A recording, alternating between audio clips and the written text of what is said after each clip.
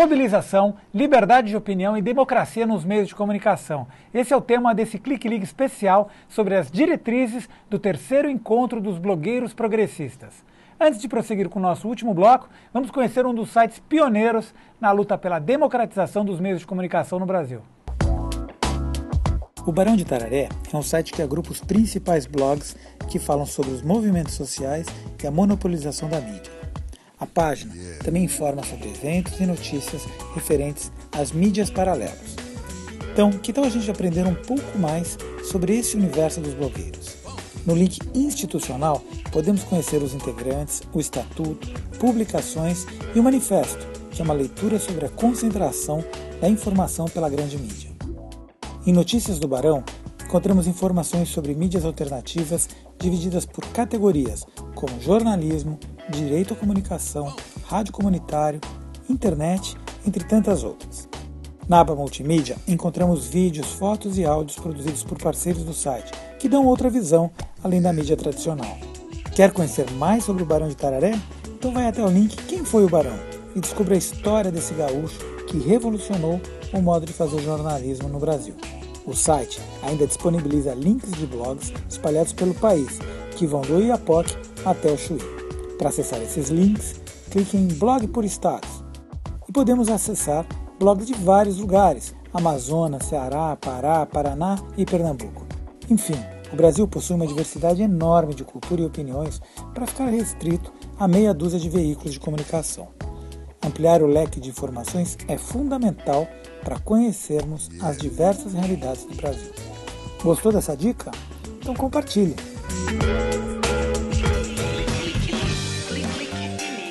Nesse terceiro bloco, Eduardo Guimarães, presidente da ONG Movimentos do Sem Mídia, e o Lino Bocchini, que é jornalista e coautor do site Desculpe a Nossa Falha, dão o tom dessa nossa conversa sobre liberdade de expressão e blogosfera.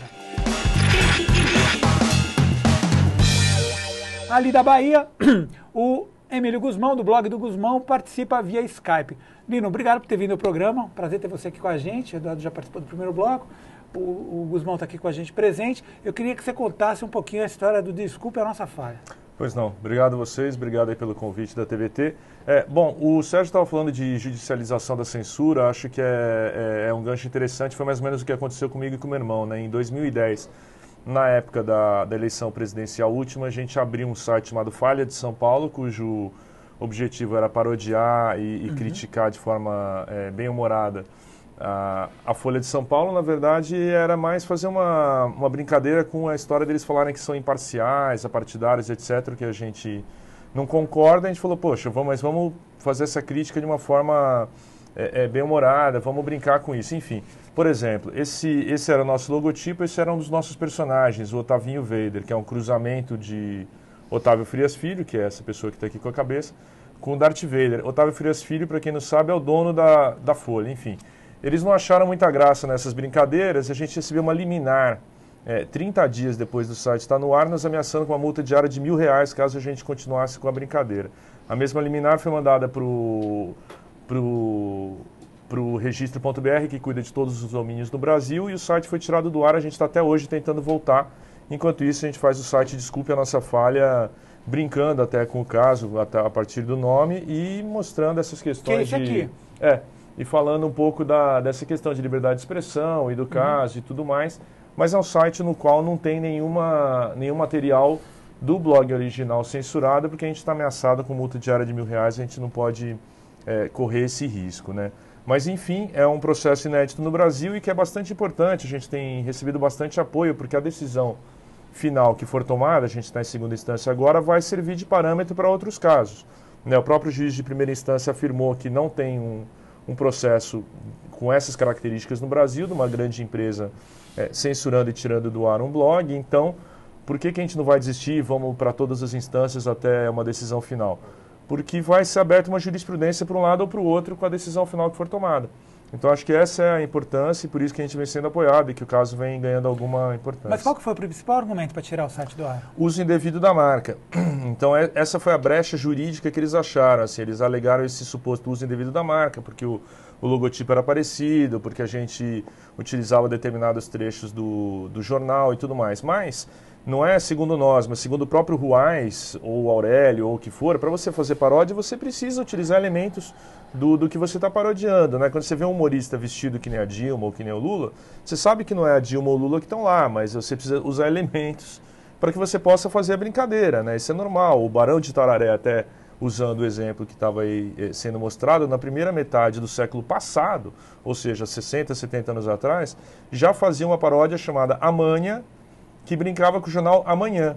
Ou seja, já era a mesma coisa. E não consta que o Barão de Itararé tenha sido processado, e nem ninguém. O Ziraldo, que fazia bundas brincando com a Caras, bom, Cacete Planeta, Pânico, tanta gente que faz isso diariamente, ou tantos outros sites que fazem paródias, e ninguém é processado. E o que nos leva a crer que essa história de uso indevido da marca foi uma desculpa esfarrapada, porque eles não gostaram do nosso conteúdo, né? Que a gente pisava no calo, inclusive do dono do jornal, que não é muito comum e não costuma agradar.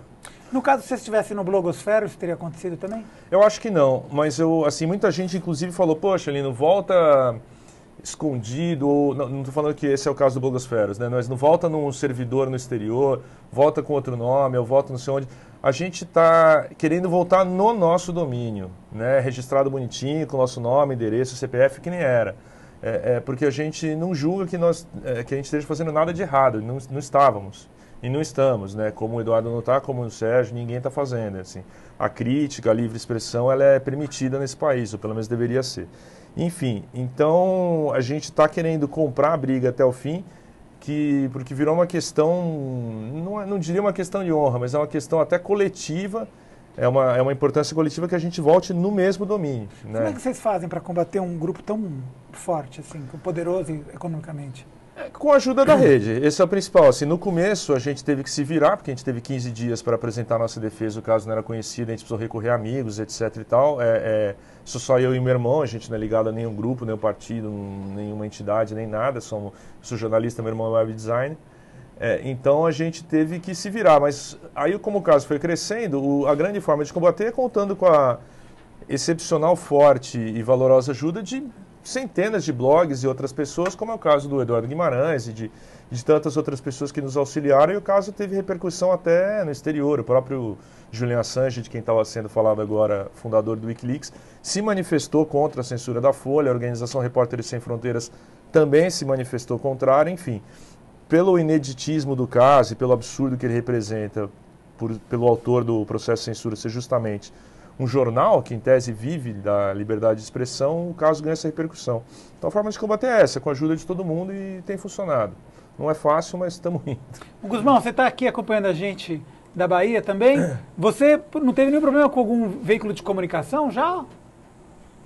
Hein, Guzmão? Não, com veículo de comunicação não, mas algumas rádios daqui de Ilhéus, pelo menos duas, são ligadas a grupos políticos, né? E essas rádios, em algumas ocasiões, foram utilizadas para difamar blogueiros, né? Então eles utilizam a comunicação convencional, a mídia convencional, para atacar os blogueiros que questionam esses políticos. Bacana. A gente começou no primeiro bloco, vamos assistir um VT que fala exatamente sobre Constituição, sobre mídia e etc., que é o depoimento do ex-ministro Franklin Martins no encontro dos blogueiros progressistas. Vamos soltar o VT? Nós estamos vivendo uma época de convergência de mídia, nas mídias eletrônicas. De um lado, radiodifusão, do outro lado, as telecomunicações. Dentro de muito pouco tempo, será indiferente se você está com um telefone celular ou uma TV portátil, ou você está diante de um monitor de computador ou do monitor de televisão. Vai ser tudo a mesma coisa. O que se trata é marco regulatório das comunicações eletrônicas. Por quê? Porque usam um bem público, finito, escasso. Recebe uma concessão pública. E se recebe uma concessão pública, tem obrigações. O nosso marco regulatório que existe, Mambembe, é absolutamente ultrapassado. Regulação das comunicações eletrônicas existem em todas as democracias do mundo, porque se não há regulação, há uma concentração excessiva, e isso é algo que ataca um ponto crucial da democracia, que é a necessidade que as pessoas têm de ter uma informação plural, democrática, com diferentes pontos de vista e que não estejam submetidas a um monopólio, a um oligopólio. Nós temos a Constituição que até hoje não foi regulamentada. A Constituição diz que tem que haver complementaridade entre o estatal, o privado e o público. O encontro dos blogueiros progressistas recomende que todos peguem a Constituição e levantem a Constituição. Aonde se for é a Constituição e que perguntem aos grandes grupos econômicos, vocês são contra a Constituição?